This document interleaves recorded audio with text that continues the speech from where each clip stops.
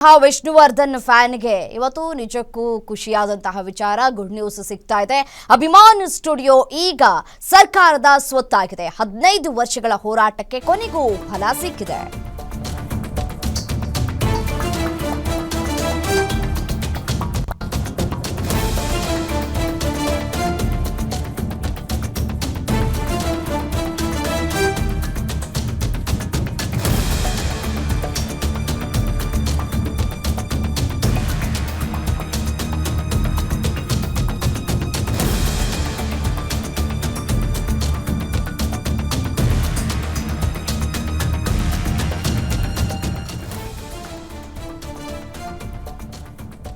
Abhiman studio ಜಾಗವನ್ನ ಅರಣ್ಯ ಜಾಗ ಅಂತ ಹೇಳಿ ಸರ್ಕಾರ ಘೋಷಣೆ ಮಾಡಿದೆ.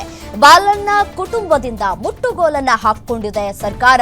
ಬಾಲಣ್ಣ ಮೊಮ್ಮಗ ಕಾರ್ತಿಕ್ಗೆ ಇಲ್ಲ ಅಭಿಮಾನ್ ಸ್ಟುಡಿಯೋ ಜಾಗ, ಅರಣ್ಯ ಭೂಮಿ ಅಂತ ಹೇಳಿ ವಶಕ್ಕೆ ಪಡೆದುಕೊಂಡು ಆದೇಶವನ್ನ ಹೊರಡಿಸಿದ್ದಾರೆ ಡಿಸಿ. ಮತ್ತೆ ಷರತ್ತನ್ನ ಉಲ್ಲಂಘಿಸಿ ಮಾರಾಟ ಮಾಡಿದ್ದಕ್ಕೆ ಜಾಗವನ್ನ ಇದೀಗ ಮುಟ್ಟುಗೋಲನ್ನ ಹಾಕೊಳ್ಳಲಾಗಿದೆ. ಒಂದಷ್ಟು ಷರತ್ತುಗಳನ್ನ ಕೂಡ ವಿಧಿಸಲಾಗಿತ್ತು.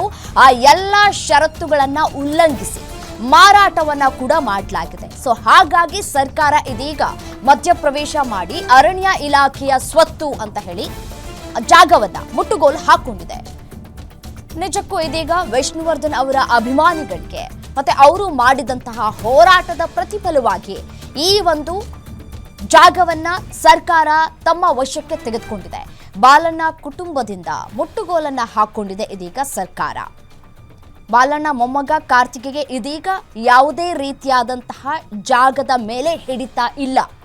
ಸುಖ ಸುಮ್ಮನೆ ಬರೋದು, ಮಾತನಾಡೋದು, ಮತ್ತೆ ನಮ್ಮ ವಶದಲ್ಲಿದೆ ಅಂತ ಹೇಳಿ ಜಗಳಗಳನ್ನ ಮಾಡೋದು, ಇದ್ಯಾವುದಕ್ಕೂ ಕೂಡ ಅವಕಾಶ ಇಲ್ಲ. ಯಾಕೆಂತಂದ್ರೆ ಸರ್ಕಾರ ಇದೀಗ ಮುಟ್ಟುಗೋಲನ್ನ ಹಾಕೊಂಡಿದೆ.